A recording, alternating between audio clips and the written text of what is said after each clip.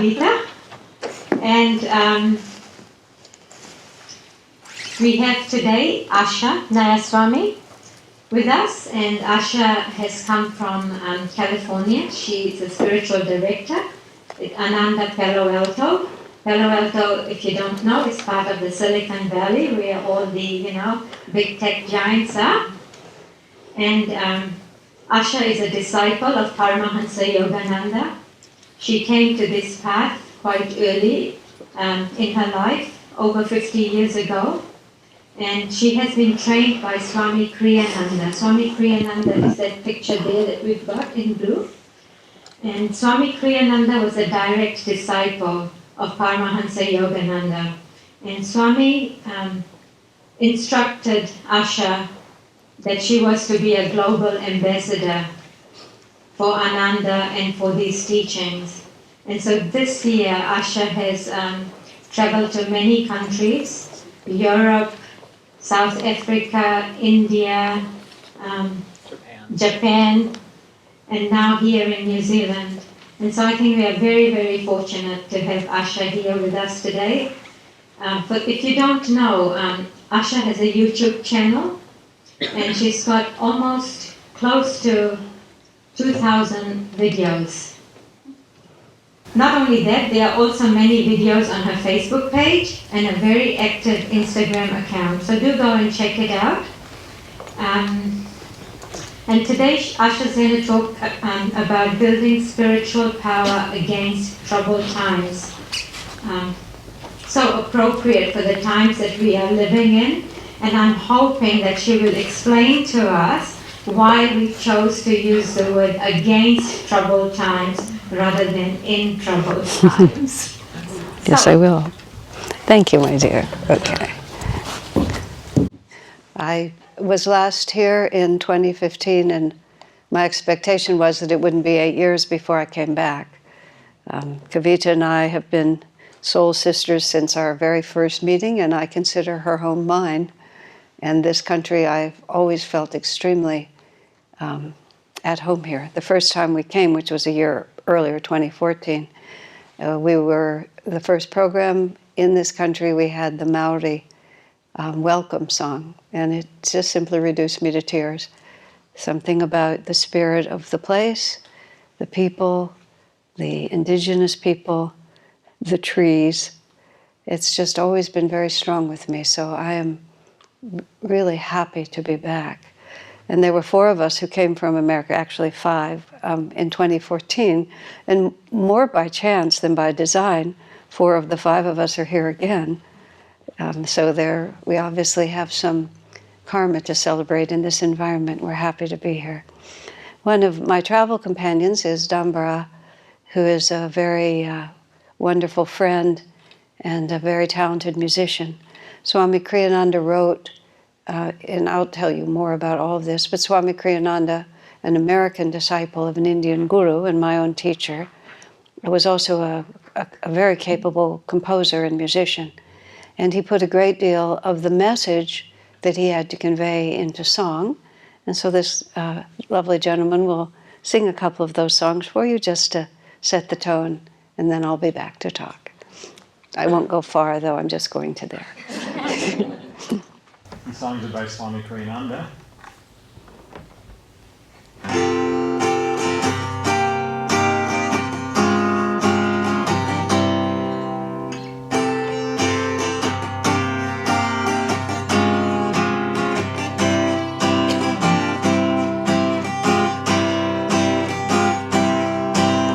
Some men call it progress, down with those who doubt. To join the causes others join and shout when others shout. Come, you're a man, no passive stone. Stand up and call your soul your own. Go on alone, go on alone. Banish weakness, go on alone. Go on alone, go on alone. Don't look back, just go on alone.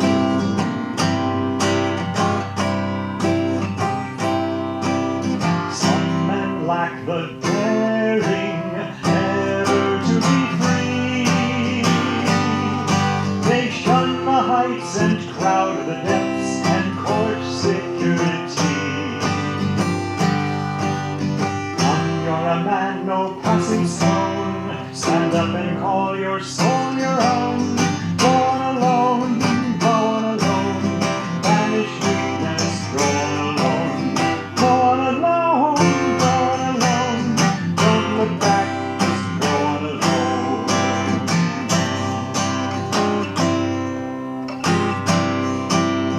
Cowards see but pride in singularity.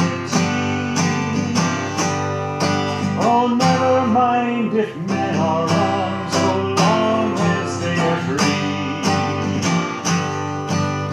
Come, you're a man, no passive stone. Stand up and call your soul your own. Go on alone, go on alone. Banish weakness, go on alone. Go on alone, go on alone. Don't look back, just go on alone.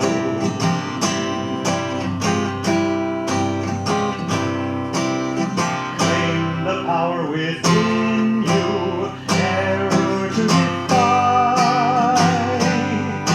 The world may change or disappear, but truth can never die. Come, you're a man, no passing stone. Stand up and call your soul your own. Go on alone, go on alone. Banish weakness, go on alone. Go on alone, go on alone. Don't look back, just go on alone.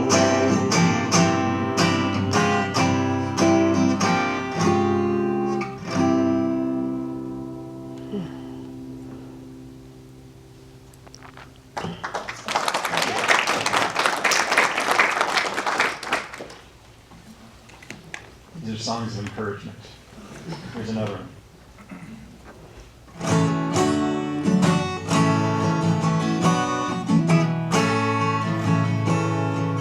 Dare to be different, dare to be free, dare to roam far like wind on the sea, fly like a gull, soar high on the air, be strong in your courage when others despair. Never in anger, never in haste, go without pride, be never abased. Freedom is yours if freedom you give, to all give it freely, in freedom you live. Mountains that stand up tall to the sky, tell us no dreaming is ever too high. Dare to climb boldly, brave that high peak, you'll never know failure if bravely you seek. Dare to be different, dare to be free, dare to roam far like wind on the sea, fly like a gull, soar high on the air, be strong in your courage when others despair. Be strong in your courage when others despair.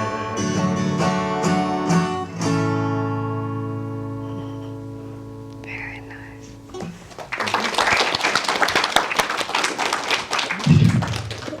I met Swami Kriyananda when I was 22 years old. I lived in Palo Alto as it happened then, and Palo Alto was just south of San Francisco, and it was really when the whole of the United States was just busting apart because of me and my generation. We were just turning the world upside down, and we were having a really, really good time doing it. And all of the Indian teachers were flocking to California because there was such a revolution happening there. And this line of masters with Yogananda at the far end, for those of you who don't know, author of the book Autobiography of a Yogi, his influence was tremendous at that point and globally has been so. Almost everyone who diverges from a traditional path in terms of especially spiritual values, but many other values. Almost everyone has read Autobiography of a Yogi. Not all of them have made the kind of decisions I've made because of it, but one way or another, it's been a powerful influence for what we can all see is super changing times. And one of the things that Yogananda said very powerfully, he died in 1952. He spent almost his entire adult life in California, in Los Angeles, traveling around the USA, but that's where his headquarters was. Swami Kriyananda is an American. He died 10 years ago. I never know whether to say is or was, because the consciousness of these masters is not terminated with the death of their bodies. Anyone who has loved Jesus, which includes me, is perfectly aware of the fact that he's with us if we open ourselves to him. And the expanded view that the teachings of India give us is not that Jesus was any less than he is understood to be, it's just that he was not the only. So he has lots of company. So some people who are Christians like seeing him in the middle of the altar, at least he's in the middle. Some people who are pained by their Christian experience are really unhappy to see him there. Those who were Jews get really mixed up and they don't know what to think about it. But what we're needing to think about all of this is that the past is not the future. And the times they are changing, and they're changing left, right, and center. And we can all agree on that. Whether we're going to hell in a handbasket or on our way to a new glorious age, it just depends on which side of the question you're on. But there are very few people who think that it's situation normal and will stay that way. For some people, this is very exciting. For a lot of our young people, it's extraordinarily disconcerting. And for a few of them, it's also very exciting. But once again, it's out of our control, isn't it? We can have all the opinions that we want, and it just keeps sweeping over us just time after time. And whether it's things that are happening outside of us, which is, vast, ever-changing technology, or things that are happening to us personally in the way the generations relate to each other, the way family life has been changed so much, between things that we thought would never change are now either completely obliterated or changed beyond recognition, whether it's our own mental and emotional health, our own spiritual disappointment or aspiration, whether our physical bodies, just you name it. The very first aphorism I remember learning from Swami Kriyananda in 1969, that was when I was 22, was, the only certainty in life is change. Most people do not like change. Therefore, most people suffer. And I really have never heard it more clearly stated, including myself. And our way of, including myself, meaning that it applies to me, not that I could have said it better. I didn't want to. Being a writer and a wordsmith, I have to continually edit as I go along. Swami Kriyananda constantly edited me, meaning any statement I made that was slightly off, he would fix it. And the joke between us became, the editor never sleeps. We were on a large national radio show out of Los Angeles, and this was toward the end of his life. And whoever was the host, I no longer remember, thought that it would be interesting not only to have Swami himself, but someone who'd known him for a long time, considered herself a student, and so on. I never learned, I really actually want to say I never learned anything in school, but I certainly didn't learn much. And I learned not necessarily because of my teachers, but because I wasn't interested. And I learned to speak English because my parents spoke it very well. But somehow I never got the I and me thing straight. And I think finally I have, but I never did. No matter what the circumstance, Swami would correct me. And we were on this national radio show, and I was making some heartfelt point about spiritual life, but I used I and me incorrectly. He interrupted me just for fun, you have to understand. He interrupted me just for fun and fixed it. And the poor hostess couldn't understand why both of us couldn't stop laughing for several minutes, just because it was all so, there was so much fun in understanding what life is really all about, why we're here, and how joyful the whole thing can be once we stop being afraid. Now, when Yogananda was in Los Angeles in 1952, he came sent by Babaji, who's this figure here. Many people who read Autobiography of a Yogi don't remember Yogananda at all, but they remember Babaji. Babaji is what is in the Indian tradition is called simply an immortal. One who, in his case, retains his physical body and has for centuries, time untold, and lives even now in the Himalayas with a group of highly advanced disciples. Now, whether or not one actually takes that as the gospel truth is certainly your choice. Where I've been with a lot of these things is I have a tremendous respect for Swami Kriyananda, whom I knew personally. Yogananda I've only known in spirit. And over 45 years of close association with Kriyananda, that initial respect I had has only expanded and expanded as I've come to understand what the real potential of human consciousness is, and have seen it acted out in front of me over and over and over again, and not just sitting and chanting Om in some isolated cave, but through the extraordinary vicissitudes of financial troubles and betrayals and litigation and, health and just everything. Change is the only certainty in life. And it's not that adopting a spiritual attitude toward life suddenly gives you a pass on all the things that are going to happen. It just gives you a point of reference from which to deal with them, and gradually spiritual power that you can use as an antidote. And that's what we're talking about tonight, to use as the icebreaker to take you through those situations.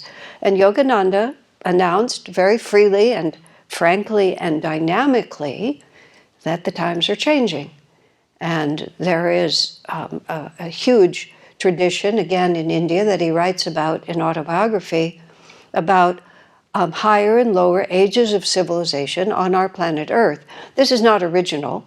Many, many traditional cultures have always talked about that. The Iron Age, the Bronze Age, the Silver Age, the Golden Age, the Age of Man, the Age of Demigod, the Age of Man, the Age of Heroes, the Age of Demigods, the Age of Gods. I believe that. That might have been Egyptian or Greek, I'm not sure which, but those are just two. In the Indian tradition, four again. It's interesting, it's always four. It's Kali Yuga, which is the age of matter, Dwapara Yuga, which is the age of energy, Treta Yuga, which is the age of thought, Satya Yuga, which is the age of spirit. And the obvious question is, where are we now, right? Kali Yuga is the time when matter rules. Everyone believes that what you see of the material world is exactly what it appears to be. And therefore, we are divided by race, we're divided by culture, we're divided by language, we're divided by geography, we're certainly divided by religion. It has to be my way because I can't even imagine another. And the way the Indian tradition tells it is that it's a 24,000-year cycle. Half the cycle is ascending, half the cycle is descending. And it's caused by our solar system moving closer and farther away from the galactic center where the energy is. Now, this is just a quick summary of a fascinating subject. You don't have to take all of that to say the times are changing, aren't they? Because Kali Yuga is matter, Dwapara Yuga is energy. And in the year 1900, just over 100 years ago, we shifted from the age of matter into the age of energy. after a 200-year transition starting in 1700. What happened just after 1900? Einstein noticed that matter isn't really there. It's really just energy. And only a few people had any idea what that meant, but that changed everything. And then all of this technology began to be discovered. It was always just sitting there, but now it was time for us to see it again. And all of these transformative discoveries were made. You know, now people have the little watches that can do all kinds of things.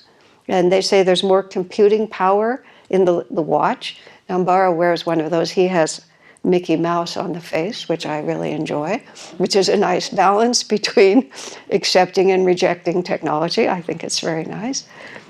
When I looked at it the first time, I said, "You actually have Mickey Mouse on your watch." I said, "You're a grown man. You have Mickey Mouse on your watch."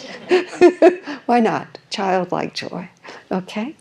But it has more computing power than the whole room full of computers.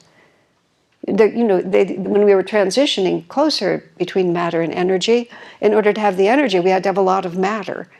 Now we've just reduced it down. And where will it stop? That's a very interesting question, isn't it? Where will it stop?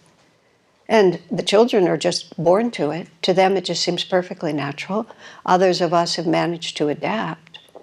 However, there is, self-evidently, this force of energy. This is how Swami Kriyananda described it, this ever-increasing energy on the planet. We see it, we feel it. The internet has given us access to more information than we can possibly understand, and we keep rushing, trying to keep up with it. And we have all these ways of just connecting ourselves everywhere. You know, just this morning my phone rang, and my friend in California, who had no idea where I was, fortunately it wasn't the middle of the night, just dialed my number, and then we're just chatting. You know, oh, by the way, I'm in New Zealand. I didn't even bother to mention it. What difference did it make? Space had just disappeared. Matter, for all practical purposes, was gone. But not everyone is rejoicing. At the same time, there is a vast movement of energy of people who just don't want it to change. And there is a lot of power coming into the planet. Everybody is feeling it, and it's really dividing our societies. All of us are seeing this. Most of the time, when things are more stable and change isn't so common, the whole world just kind of hunkers kind of in the middle. The way Swami just put it simply, the world is shaped like a big fat cigar. And there's a few really good people on this end and a few really bad people on this end, and most people just float through the middle. They follow the profession of their parents. Everybody just generation follows one after another. Life is very predictable. You join the church or the temple or whatever it might be that the people around you are. Everything just stays the same. And you marry within the context, and your children are raised in a certain way. All of these things, you just kind of hang out in the middle. And you don't have to try as hard to be good, because there's nothing that's challenging you not to be. Now what's happened is the middle has gotten really skinny, and both ends are getting really fat. Like this. You can't just float in the middle. You can't protect your children from anything, because the walls of the home have become absolutely permeable. You can't protect, you just can't. Nobody can control it anymore. Children have access to things that you never would imagine. And so they're enormously challenged. One of my friends of a generation younger than mine, 2 generations younger, he just, let me think just a moment how he put it. Oh yes, he just said something very casual to me. Oh, I know what it was. He showed me a movie that he thought I would enjoy that lasted about 8 minutes. I just couldn't bear it. It was just too cynical, too snide, too fast, too pornographic, just all these things. And my friend is a very fine person, but it was just the way things were for him. And so I just said, I can't watch this. And I walked out of the room. And then I thought, I don't want to become an irrelevant old lady. That would not be helpful. So I came back and I said, you know, the good news is this, that your generation is going to have to make its values from your own experience. And nothing in the culture is helping you. So as a result, whatever values you actually come to, they will really be your own. Now, that's challenging, but is it better just to mindlessly go along with what everybody has said and live a totally unexamined life? Well, it's more convenient and it's less unsettling. That's a fact. But is it really better? So we're having to ask ourselves really real questions like, why are we here? What is the purpose of life? My whole context of life includes reincarnation. That's a tradition of India for sure, and of many cultures. More people in the world believe in reincarnation than don't. But if you're in a culture that doesn't, well, before, you used to be able to just hold your little box. There's one Western philosopher, I'm not sure which one it was, a very well-known one, says it's no more remarkable to be born many times than it is to be born once. If you really think about it, it doesn't make, how did we get here in the first place? And why do we think this is the only one we're going to have? There's a whole lot of things that we don't know, and why would that be one that we would absolutely know? But thinking in terms of this being a much longer story than just what I remember from the beginning to the end of this one, and why are we all born so different? And with such different inclinations in different countries, different cultures, why are our upbringing so variable? Is there such a thing as karma? That's really the question. Is there any system going on here, or is it just totally, we're just thrown up in the air and we land where we land? I mean, these were the questions, the burning questions that I had growing up. You know, what is the meaning of this world? And how can you really help people? I had this just overwhelming desire to be useful, and I couldn't find any way to be useful. I just didn't know what to do, because everything I looked at seemed to have as much against it as it did in favor of it. I just couldn't find a place to stand. And in a very quiet way, to quote Thoreau, I was living a life of quiet desperation. I mean, I was 15 years old, so it took a little while, but I just didn't know what I was going to do. But God has mercy. And when one really, really, really, really, really longs for clarity and answers in truth, then one magnetizes that to one. First I magnetized a book, then I magnetized a teacher. Just like that. And once I saw it, I never turned back. Oh, and the answer was a very simple one. Oh, everything emanates from our own consciousness. I have to, full disclosure here, just a little bit of LSD helped me see that really clearly. I never really, really, really liked drugs because I like my brain, and I didn't like anything messing with my brain. But of course I had to experiment a little to find out that I didn't like it. But actually I learned everything I needed to learn one time out. Because wow, my family, we never had any alcohol in the house, never. So I had LSD before I ever even had a beer or a sip of wine or anything like that. I started it, at the end, that's all, that's just what I did. It was the 60s, what can I say, that's where we were. Dunbar recently had his 70th birthday and he had a wonderful t-shirt. I've survived the 60s twice. I don't think you brought it with you, did you? No. But anyway, there I was. But what happened was, and I'd never even known it, is that those drugs, and even Swami Kriyananda, who, believe me, does not favor hallucinogenics or any mind-altering substances, and I'm in that camp too. But it's partly because I know.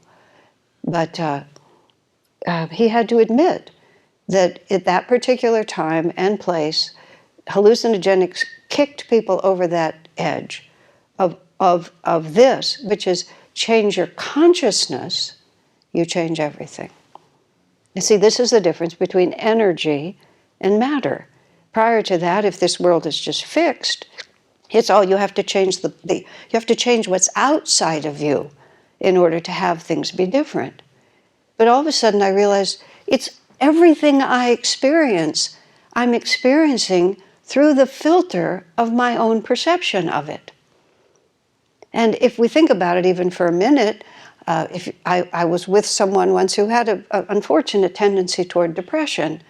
And we're having exactly the same external experiences, and she's having an unhappy experience, and I'm having a perfectly cheerful one. It has nothing to do with what we're going through. It entirely has to go through with a filter of her consciousness. So I found out, change consciousness, you change everything. But drugs are a really bad way to change your consciousness. It's violent, and it's temporary, and it becomes even worse. It becomes terribly confusing because you become completely divided when you're high or stoned or whatever you are. And this is also true of alcohol. It just pushes you the other direction. It's like you're one person, but then everything that you really are, as soon as it wears off, you're just right back there again, except you're more confused now because you haven't developed a real coping mechanism. I mean, I think you all understand this. But I did understand suddenly consciousness, awareness, my understanding, not my experiences, but my understanding of my experiences. Why is this happening? What is happening? And it applied to everything. It applied to everything that was good, and it applied to everything that was difficult. And above all, it asked the question, who am I? Why am I here? What is birth and death? And what really brings happiness, and what really brings suffering? I had a very wonderful upbringing, wonderful parents, very privileged, very just comfortable, nice, all opportunities. I just got along fine. I was a cheerful, enthusiastic person. I was school smart, which in this culture at this time opens all doors for you. Not that it's as big a value as people think it is, but I had it, so I could do it.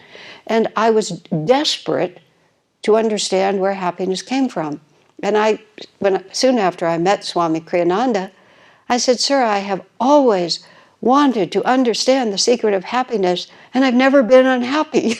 It's just like, what is this? But he just looked very calmly. He said, "Past lives." And of course, I've had to integrate that a lot. It's like we have all kinds of experiences that are all stored. This is actually the esoterica of the chakras, is about karma and about how karma is carried from lifetime to lifetime.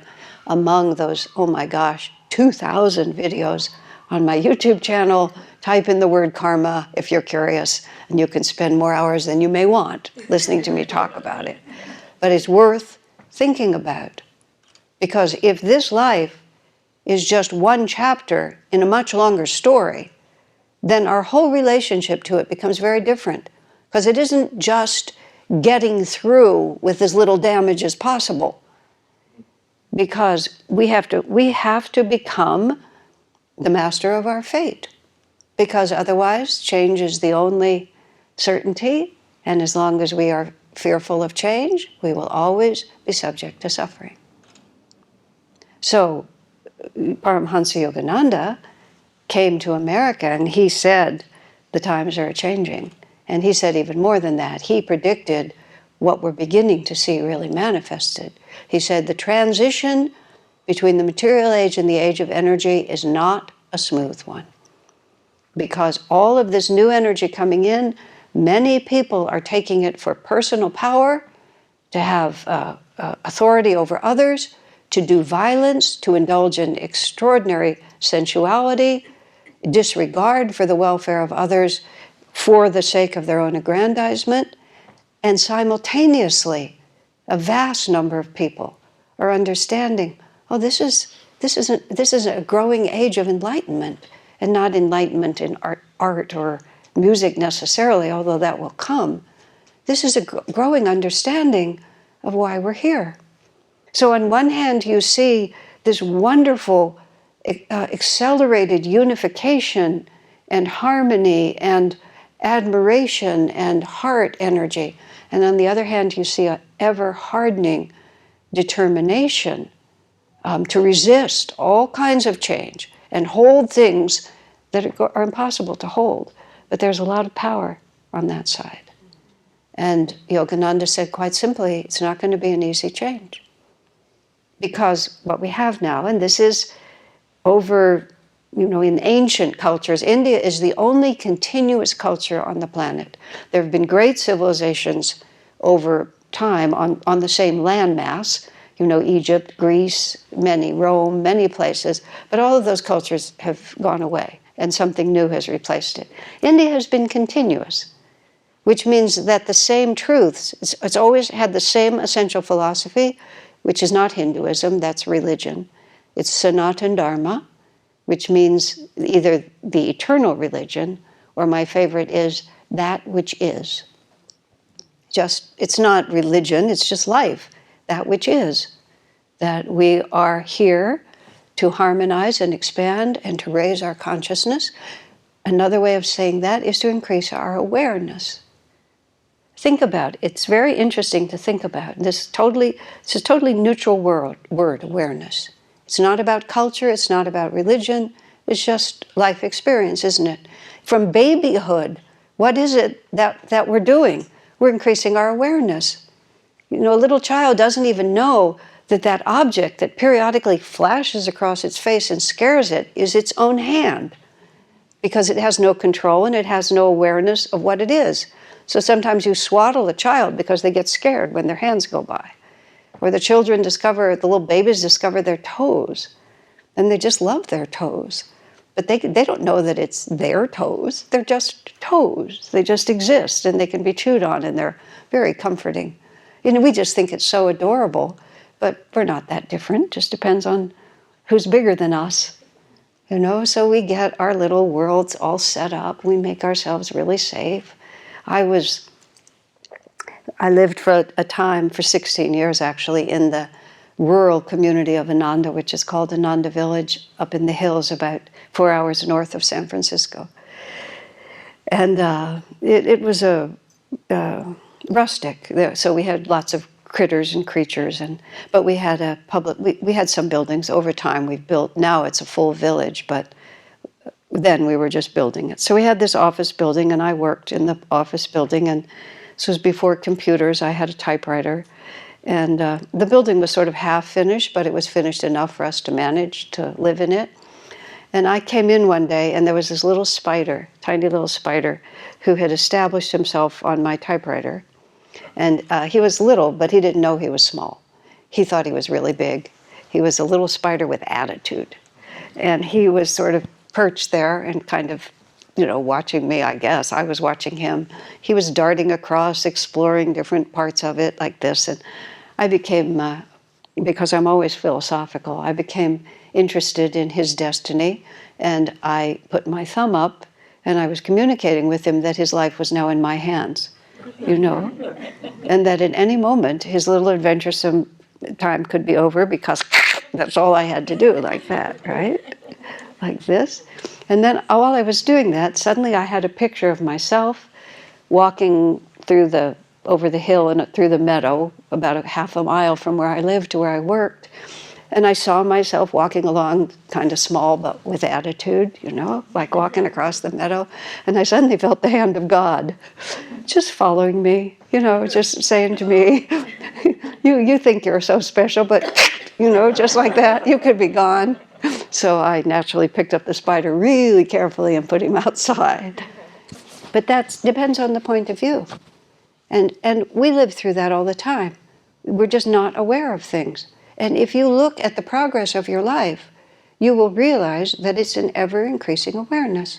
It can be awareness of another language, another culture, how to be a doctor, how to program a computer, how best to take care of your children, or the awareness that, wow, this anger thing I have, I really have to work on it. Wow, I'm an alcoholic. I never knew I was an alcoholic. And you become aware of it, and you begin to work on it. I'm in the wrong profession. I'm meant to be a painter. I need to leave what I've been doing. And every step forward is always going to be a step in increasing awareness. And before we know it, we don't know it. I always love it when something breaks and somebody says, but it worked yesterday. Yes, of course. because it wasn't broken yesterday. It always works until it breaks. And the fact that it worked yesterday doesn't mean that it's not broken today. And so it is with us. Until we know it, we don't know it like that. And so I ask the interesting question, is there any limit to our awareness? Because how could we know what we're not aware of? And so this leads us into God realization, self-realization, enlightenment, cosmic consciousness. And, maybe you can say it's not there, but I can't say it's not there. Because if I'm not aware of it, doesn't mean it's not there. Until I took LSD, I didn't know that my consciousness was the only thing I really needed to work on. Because once I became a master of myself, then everything else would follow. I had another friend, when I was about 30, Swami Kriyananda's parents were still alive, and I became friends with his mother, and it was like her 80th birthday or something like that. She always called me her young friend, and I thought that was so cute. So I now try not to say my young friends, but frankly, that's exactly what I want to say. So I have some young friends, but let's see, now I lost the thought for a moment. Oh yes, this man who was an acquaintance, but no, that's not fair. He was a good friend.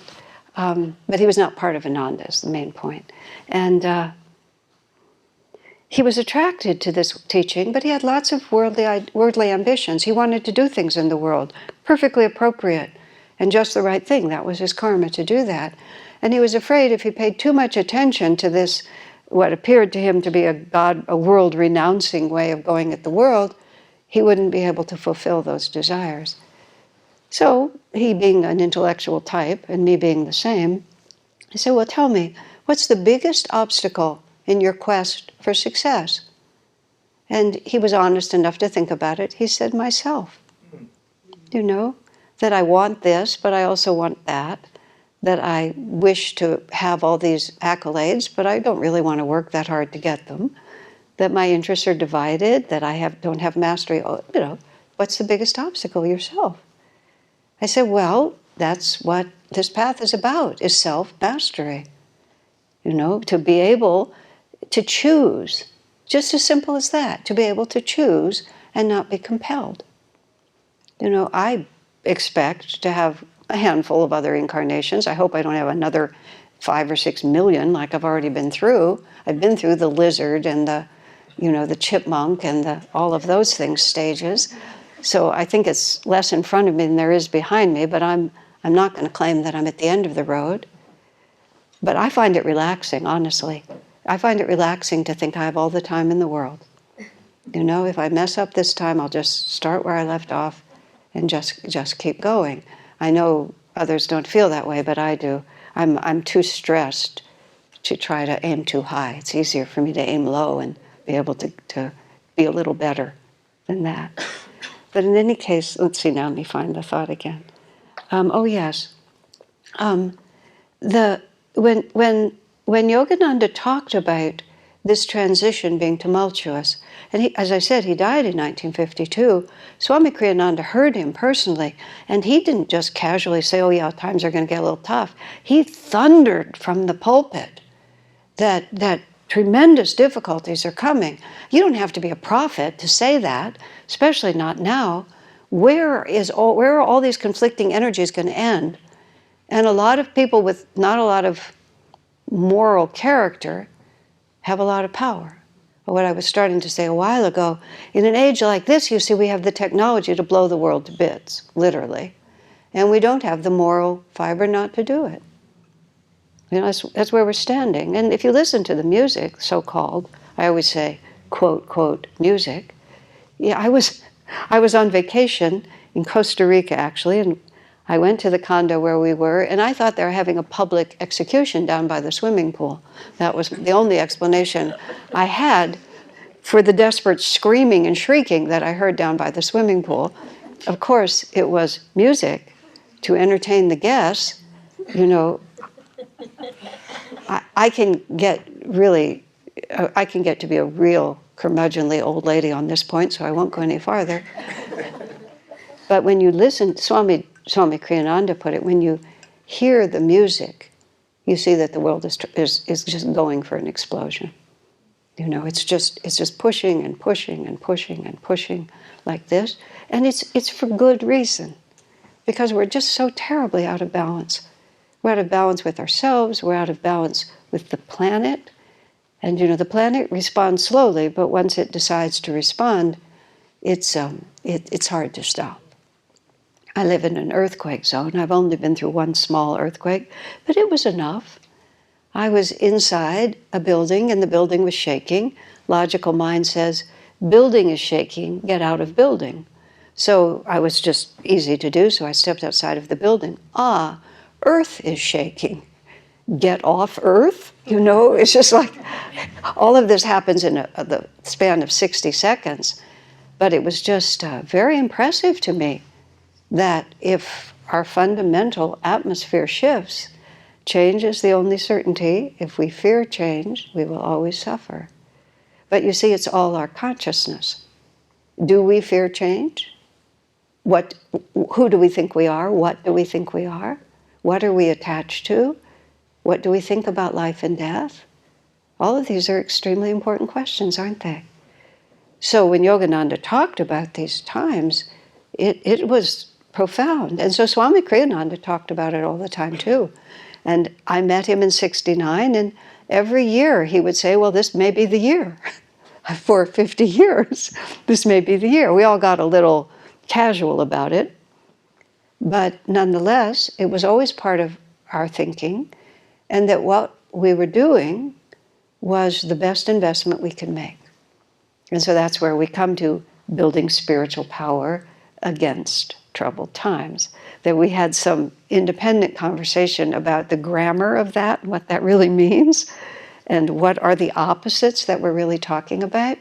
The only logical one I could think of, because I live in Silicon Valley, that people would talk about this investment being a hedge against inflation. Or you would stand against the rising tide. And there would, implied in that, is that one is the solution to the other, isn't it?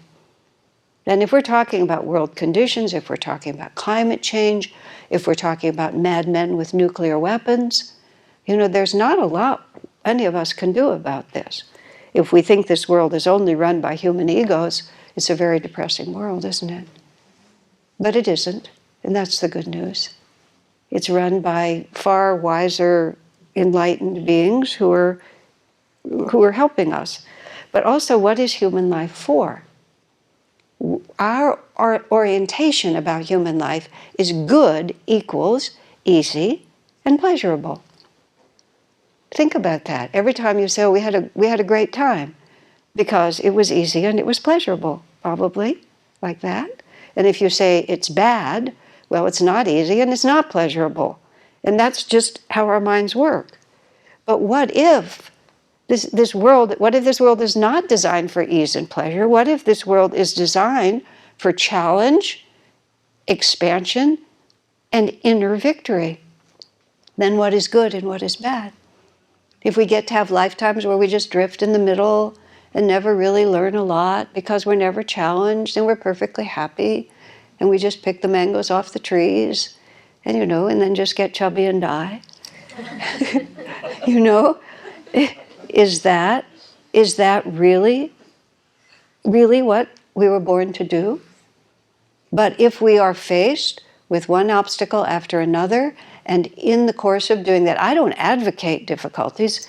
You know, I've had enough in my life, and I'm not afraid of them anymore, but I don't go out looking for them, and I certainly don't have the nerve to pray for them. Some of my friends would pray, you know, Lord, I want all my karma in this lifetime. And I would think, whoa, not me. I'll take what you give me and I'll do my best with it, but you know, just send it out slowly. I'm just honest. I'm aware of myself. I've learned who I am at this point. But how many of us, and I stand among you, the worst of times turned out to be the best of times? Not because I enjoyed them at all, not because I went through them just when that earthquake came, some of my friends said, oh, as soon as the earth began to shake, I just started saying, anything you want, God, anything you want. They said to me, I said, my response when the earth was moving was, that's just what I did.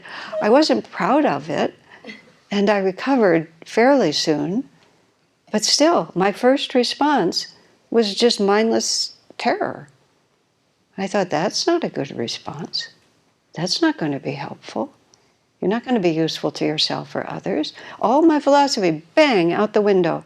All I could think of was, what the heck is going on here? And I learned a lot from that experience. I haven't been in another earthquake, so I don't know what's going to happen next time. But all of us, if we face into the challenge that are given to us, almost always, you end up saying, well, I wouldn't be the person I am today. I wouldn't have the compassion I have now. I wouldn't have the courage that I have now. I wouldn't have the wisdom that I had now. So was that a bad thing that happened to us? You see, good and bad get very confused because it all depends on what you're measuring it against. And this topic, building spiritual power against troubled times, is a topic that Swami himself came up with in the 80s and we went back to many times over the course of 40 years because he wanted to say to people, the stability of this world is uncertain. It's always uncertain, but it's more uncertain because of where we are in the shifting from a lower to a higher age and all the technology without the moral fortitude to use it properly. And Yogananda said repeatedly, the result of all these difficulties, and no, he didn't say exactly when it would happen, and no, he didn't say how long the turbulence would last. I wish he had. Time is a hard part of prophecy, that's all that they would say. But nonetheless, he said the result of it will people will have less wealth, but they will be much happier. And we will all look at each other and say, what could we have been thinking? Now, my impression of New Zealand is you're not quite as crazy as the United States, especially where I live. Just crazy. How many $1,000 purses does a person need? I mean, how many can you use? One famous bazillionaire in America has one pair of shoes because, as he pointed out, he only has one pair of feet, But that's not how everybody else is going. Where I live, people just live in a frenzy, just a constant frenzy. And when we can't, we're just going to say, what was that all about? But change is very frightening. And what is the antidote to change? The only possible antidote to change is your consciousness, where our sense of security and stability does not depend on the outer world conforming to our desires of what it should be. And that doesn't mean that we passively just accept everything that comes, that we never try to influence, that we're not dynamic and creative, but it's that our happiness does not depend on the outer world obeying our edicts. Because we can't do it. We just can't make it work. All of us, we try. We stand up for causes that we believe in, but it's our consciousness that really influences. And if you think about it, every change that we know about in civilization always starts with a few people. I mean, look at Jesus Christ. His life didn't end very well. That did not look like somebody that people would remember. But he and 12 disciples, and one of them betrayed him, although they replaced him after that. But still, they had inner power.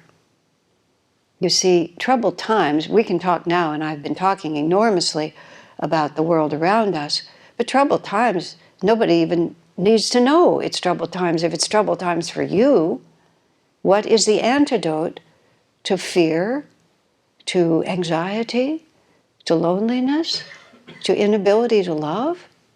It's changing our consciousness.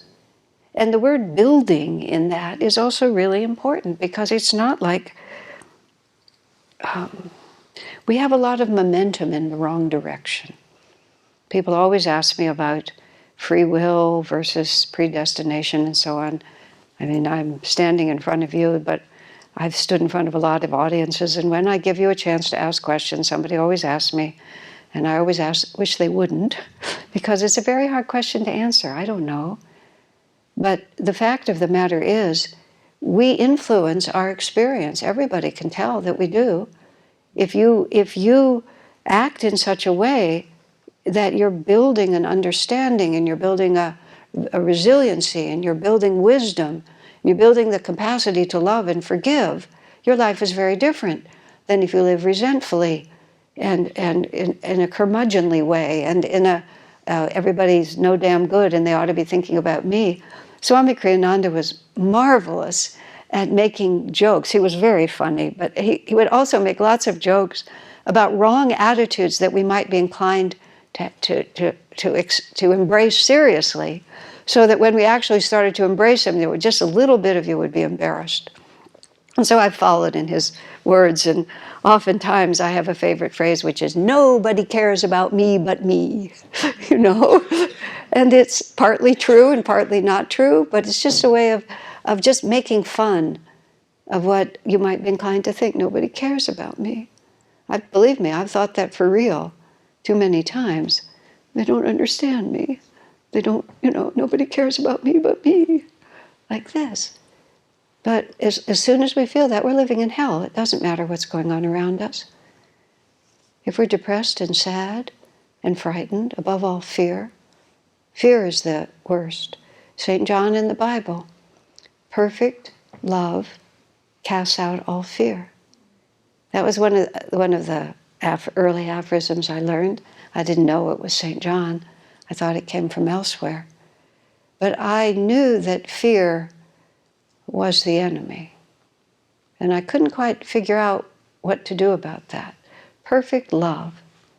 So then the first thing you think is, oh, I'll find somebody who will love me perfectly. I'll get a husband or a wife, or I'll have a baby, my baby will love me, all these different ways. But he wasn't talking about that kind of love. He was also not only talking about the love that comes into us, he was talking about the love that comes from us. It's the love that we give that makes us fearless. And we can't love people. That isn't enough. We have to be in contact with a wholly different dimension of reality. We have to have the awareness that there is another dimension to reality. Who am I? What is real? Where does my life come from? These are really big questions. You don't answer them by reading one book and then being able to quote it. You answer it on a moment-to-moment, day-to-day basis by making that your quest. Whatever else you're doing, that has to be your quest. What will make me fearless? Is fearlessness possible? Because fear is what messes everything up. I was sharing with friends earlier today, a number of years ago, maybe even 25 years ago, in California, this very wonderful group, I would call them quasi-spiritual. They were expansive thinkers. They weren't devotees. They weren't disciples in this way, but they were very expansive. And they were political in their expansiveness, and they created an initiative, an anti-nuclear initiative. The details are unclear to me. I think they wanted to make California a nuclear-free zone or something like that. Very intelligent, educated people made these magnificent presentations, organized themselves beautifully. It was defeated, of course, but they did a very good job. They came to Ananda, the community I lived in. They wanted our group, and Swami Kriyananda especially, to join them because he had a lot of moral authority and was well known. So they made this presentation, which was brilliantly done. I admired it, even though I didn't like it. I admired it. Nuclear bomb of a certain size falls on the city of Chicago. And then they had all these marvelous tables and pictures. How many people are vaporized instantly? How many people become a ring of ash around the vaporized people? How many people will die in 2 weeks? How many of them will die in 6 months? How many of them will be deformed? It was horrific. And it was true. All of it was true. And so Swami dutifully watched this, and after it was done, the first thing he said was he commended them for their sincerity. He commended them for their noble intention. He complimented them on the quality of the program. And then he said, when your objective is peace, he said, fear is the wrong tactic. I mean, think about that. And what is going on in the world? And everybody's afraid of everybody. And we're just all fighting each other. Some people for causes that you think are right, some that other people think are right. But what really changes? The quality of our consciousness is what changes. I have had this dramatically demonstrated because of the life I live, the number of people I know, and the way I'm perceived. I have been invited to be present when people have died, because I find death to be a marvelously inspiring subject, not even slightly morbid. And if you go to my YouTube channel and type in the word death and dying, I talk about it a lot. I've been in situations where the only person in the room who was in tune with what I represent was the person who was dying. Or in some cases, one other relative who brought me in, but the whole room is something else, completely else. But it's been fascinating to me, because one of the distinguishing characteristics that I can bring into that room is that death doesn't frighten me. And I don't mind talking about it, and I'm not afraid to say, oh, guess what, you're dying. You know, like, here we are, what are we going to do about this? And I've discovered that one person in the room who is not afraid changes the whole room. Now, what is the limit of that? You know, how far does that extend?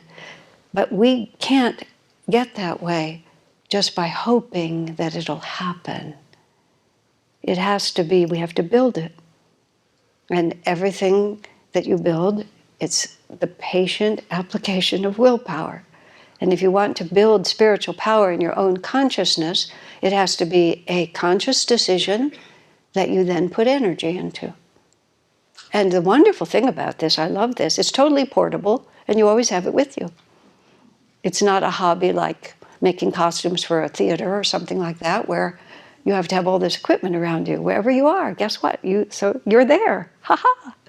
Whatever is happening, you have a choice about your attitude. Whatever's going on, you always can work on it. I mean, I found that thrilling. And what's also fun about it is the end result is infinite. So you just keep going. Death itself doesn't stop you. You just keep going. As Yogananda put it, you keep on evolving until you achieve endlessness. So you build the spiritual power, spiritual because it's not subject to the laws of the material universe. Death, suffering, disease, success, happiness, failure, it's all just part of it. And we can work on our consciousness in all those positions. And when we have mastery over ourselves, we have mastery over everything. Right? Everybody who really succeeds in life, even in the most materialistic ways, they have some form of mastery, don't they? Maybe they were born talented because of reincarnation. The karma's in motion already. But nonetheless, they can do it. They can intuit. They can put aside their fears. They can do it. Why can't we? Of course we can. We're all made exactly the same.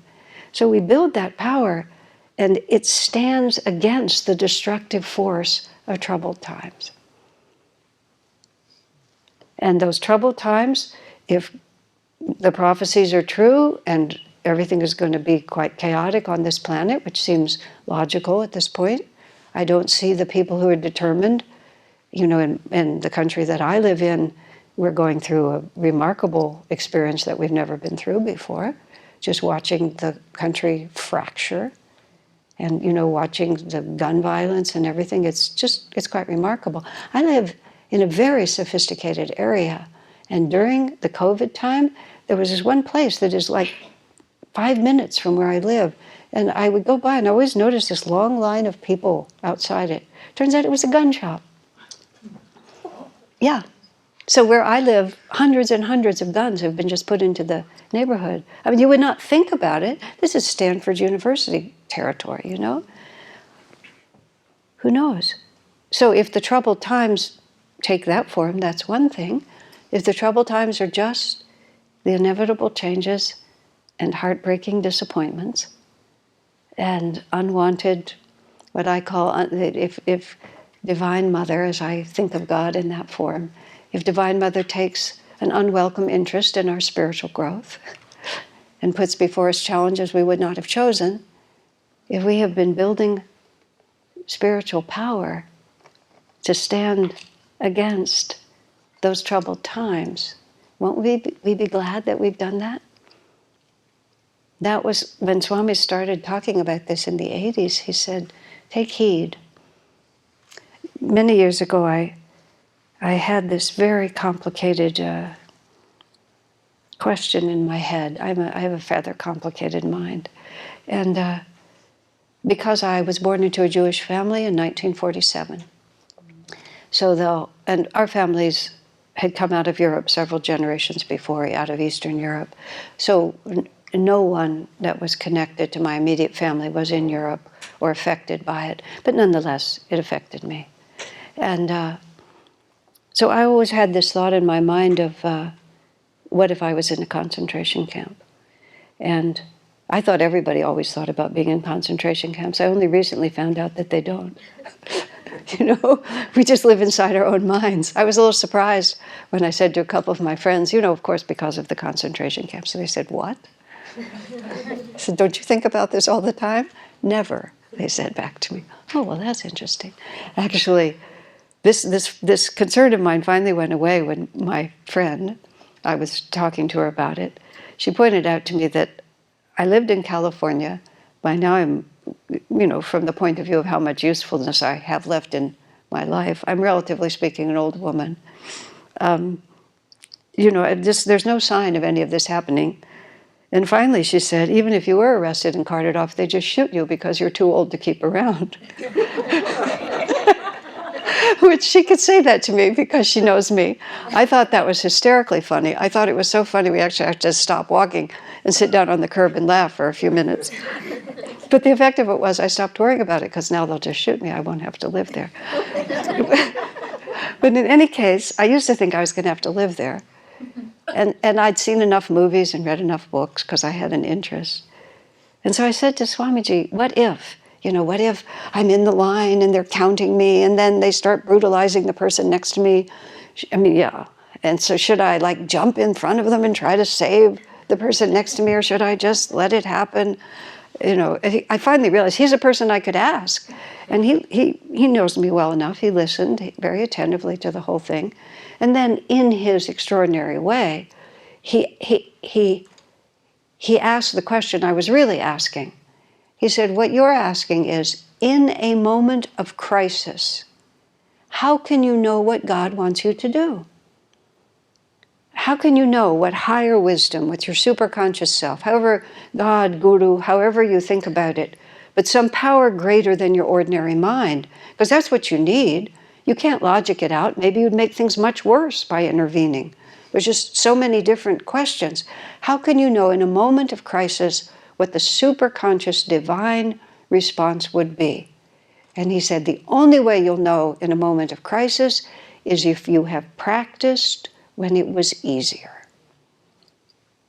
And that has been the mantra of my life ever since. Practice when it's easier. There's no moment of life when you're not building spiritual power or building negative power or wasting all your time. What are we really doing? Every minute we are building the momentum that's going to create the next minute. This is karma. This is the law of cause and effect in human relationships, in human life. We're building a pattern of response, a habit, and magnetism within us which will pull us in the same direction. If you lose your temper 1,000 times, 1,001, that force is going to take you over. And until you put a rock in the river and force the river to flow in a new direction, you'll just keep going with the current like that. At what point do we stop? Every moment is that same choice. A woman came to me, she had this terrible relationship with her mother, and with all due respect, I think it was justified. She was very unfortunate in her upbringing. She was terribly angry with her mother, and she wanted me to help her overcome it. I said, well, are you inclined to be angry? Oh, no, she said, just with my mother. Mm-hmm. So I kind of tootled around the edges. She yells at the drivers on the freeway. She's really irritated with her coworkers because they don't wash their coffee cups. She went on and on. And anger was her way of responding to life. And this was the biggest form of it, but it was her habit. And there was no chance that she could dismantle it at the peak. I said, but let's start nibbling around the edges. Let's start practicing when it's easier. Let's reverse this momentum so that your first response is a kind one and not one that's dark like that. I had a friend of mine, a very good friend of mine. This is one of my more wonderful experiences. When you're in a position of leadership, you attract quite remarkable experiences sometimes. And in my early years in the community I helped found in Palo Alto, where I'm actually not the spiritual director anymore, I'm emeritus. I'm still in residence, but I still have library privileges.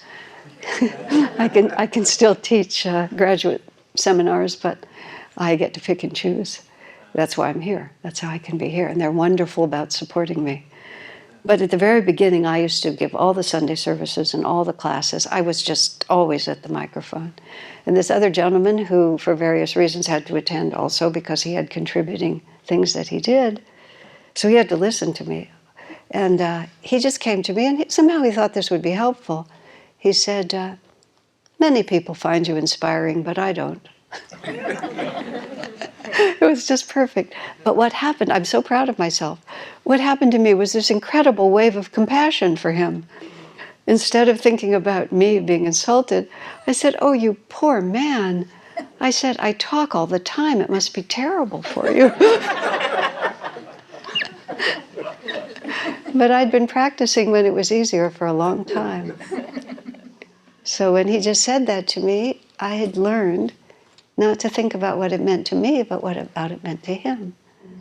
Now, it was small, but your pop quizzes are sometimes very gratifying because they're little like that. Do you know what I mean? But that's what I'm talking about. In a moment of crisis, where will your mind go? Your mind will go where it's always gone. So if you want to build some spiritual power to stand against troubled times, today is a good day to start. Because you don't know what's going to happen tomorrow, right? Okay. A little music.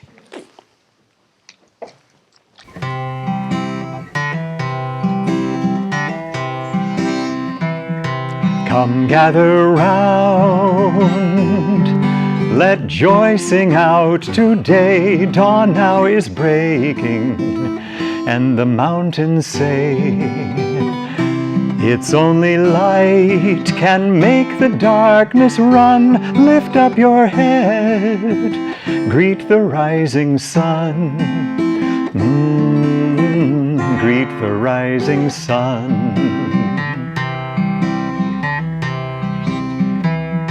Some people think to harvest happiness by weeding troubles, easing every stress. The trouble is that troubles never end. Get rid of one, and you face its friend. And you face its friend.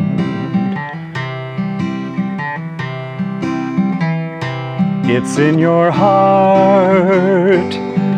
The songs of joy resound. You'll hear but echoes in the world around. Wind on a hill sounds lonely if you're sad, free if you're free, cheerful if you're glad. cheerful if you're glad. Friends, come with me. We'll chant of battles won, shots not of anger. Joy will be our gun. Before the light, the veils of sorrow rend. In inner freedom, all delusions end. All delusions end.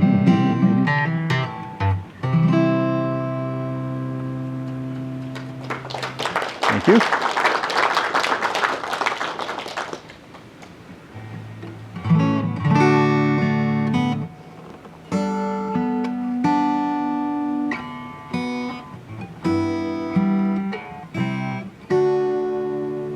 Though green summer fade and winter draw near, my Lord, in your presence I live without fear.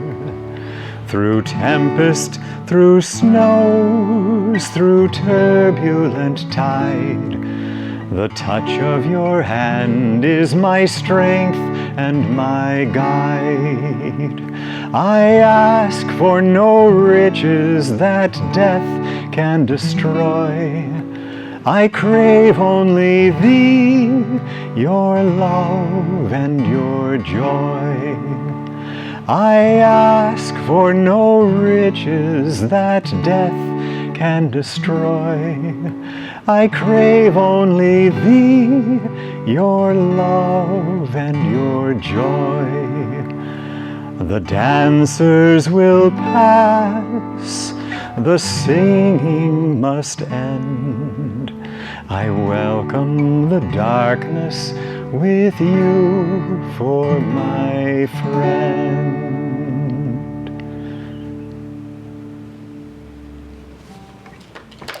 Thank you.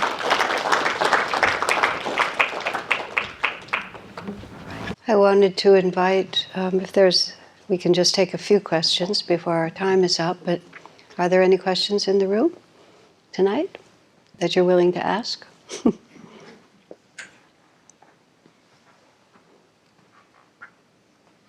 Yes, sir. I'm inspired by your talk this evening. Not a question. And I just want to thank you from the depths of my heart. Oh, that's very, very kind of you, sir. Thank you very much. I am the representative of my teachers, and I simply offer to you what was offered to me because I thank them from the depths of my heart every day. And this is how one expresses gratitude, is you take what's important and you pass it on. But you see what a difference it makes? Now all of you, I hope, at least some of you, will go home and think about this. And if just one idea that I poured out to you shifts your consciousness even a little toward the light, we'll have started creating something that will be very, very different in this world.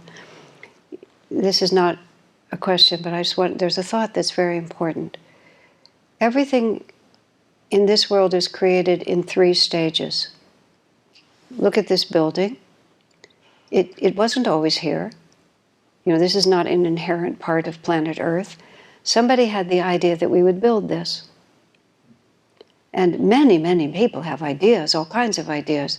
So an idea starts, but then you have to put energy behind that thought. And it's energy maybe in the form of money, but then the architect and the builders and the designers and the city planners and blah, blah, blah. Lots and lots and lots of energy, and that idea finally manifests. So we think by the time it's on the material plane, that's the beginning. It's actually the end. Because all this had to start first. And what's happening now is an entirely new thought forms are coming onto the planet. Entirely new. And many people are putting energy behind those thought forms. I have been part of the founding of 2 communities that were nowhere on the horizon, except that Yogananda had the idea, Swami Kriyananda picked it up, he conveyed it to some of us, We put out a lot of energy. Now for the last 50 years, I've lived in these wonderful communities, 2 different communities. We've started a school for children. We have a whole new educational system running. One of the gentlemen with us, Aryavanu, standing in the back, works in India training teachers in a whole new way of educating children. Idea, energy, manifestation. Right now, a lot of people have power, but they are the past. The future is these new ideas. And each one of us who puts energy into it moves that forward. Do not think for a moment that your consciousness is not important. You have no idea. Everything is individual consciousness. So, I'm very grateful if it's been meaningful to you. Is there another question in the room? Yes, sir. First of all, I'm super thankful for your time tonight.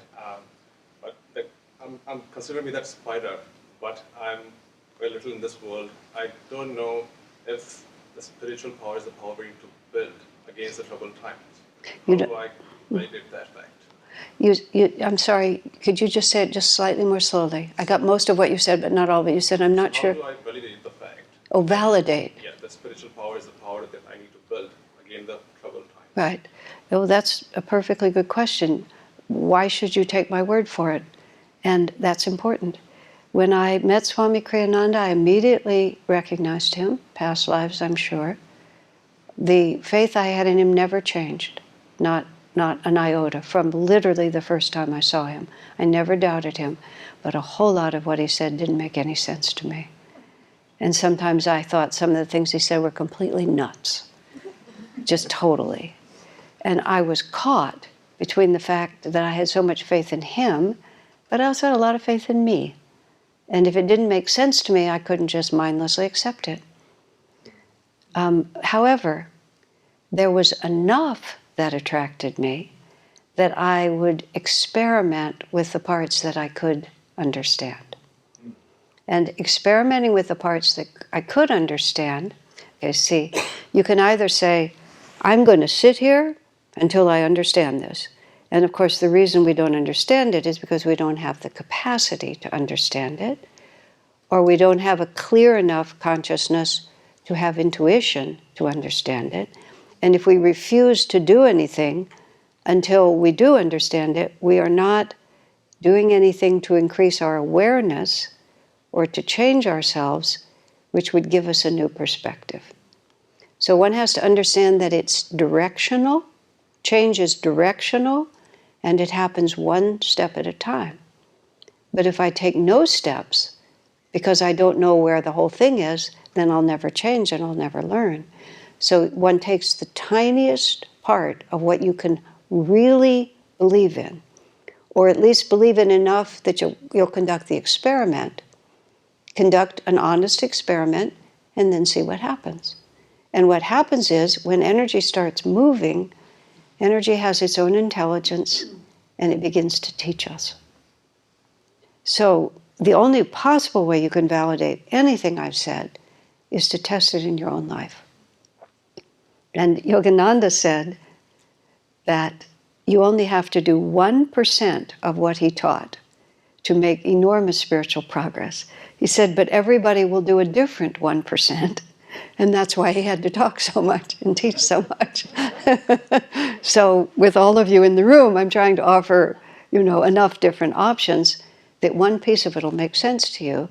And then try not to reject what you don't yet understand.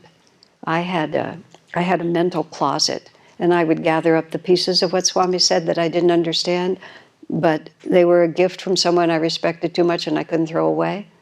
And so I would just put them up on that shelf. They've sat up there. By now, I think I've taken everything down.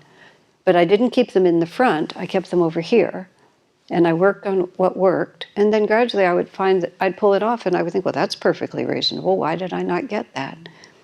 But I'd had enough experience by then to make it true. Okay? Swami always said, I prefer an honest argument to a mindless yes.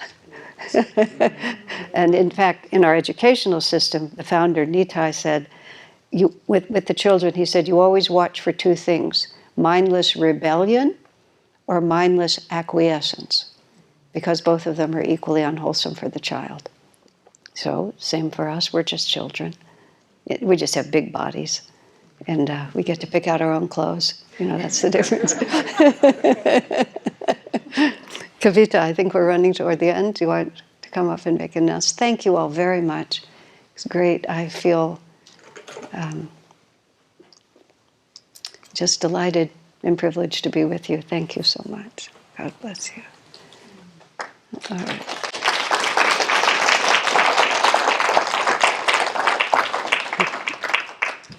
Okay. Thank you, Asha, for that very enlightening talk. I like this idea that if you can just take one small bit and work with that.